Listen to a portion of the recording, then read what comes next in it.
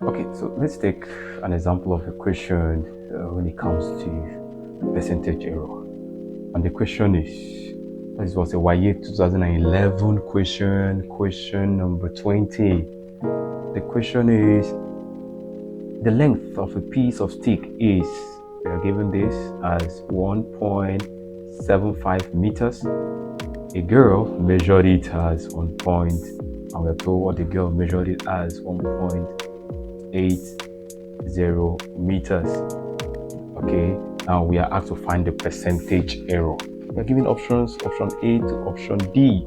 Okay, so as usual, pause the video, try solving it, and let's compare answers together.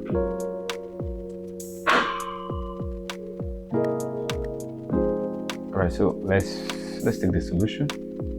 We could call here solution. Now, in the last class, we talked about percentage error as error all over actual value, and we said that error is actual value minus measured value. Okay, so I can put here also that error is also can be calculated as wrong value now minus actual value. The same thing, minus actual value. All right, can still have error as wrong value over minus actual value. If you use actual value minus the measured value, the same thing as saying wrong value minus actual value. Okay, so we don't have a negative. And then first thing first, let us have our error, and then error will be equal to, let's use wrong value, and then we could have this as wrong value. Okay, we say wrong value minus actual value. All right, let's maintain this, minus actual value. Now, wrong value in this question, what's the wrong value?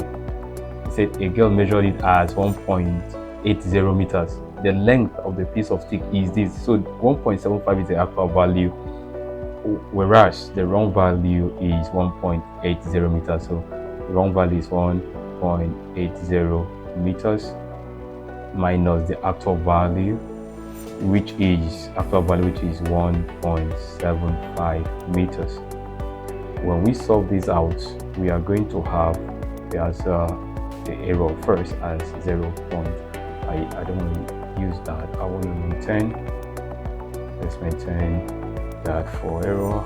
Okay, that will give us 0.05 meters. 0.05 meters. That's for error. Okay, now to have it as percentage error. Okay, so our PE will now be this error here, that is 0.05 all over the actual value.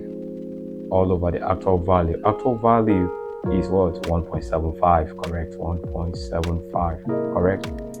And then we are introducing our percentage, 100%. So we now say times 100%. Okay, 100%. That is something I say 100 over 1. Perfect. So if we proceed, remember all our answers here are in fraction. They are in fraction. So majority of answers are in fraction. This 5% is the same thing as in 5 over 1%. So we need to ensure that we solve it to keep our answer in fraction. That will be perfect.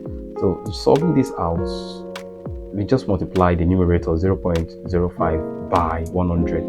If you multiply this out, what we are going to have, we just first move the decimal point from here 2 places to the right, because we have 2 zeros here. It's a simple trick that we use. So you move it the first time 1, move the last time 2. The decimal point is here. The decimal point is there. It's the same thing as saying 5.0. Yes, and 5.0 is the same thing as saying 5. So we have it here first as 5. that is as 5. Let's have it as 5 all over the actual value, which is 1.75. All right, so we're going to do something right here so that we can solve this out. One of the things we're going to do will be for us to try to take away this decimal.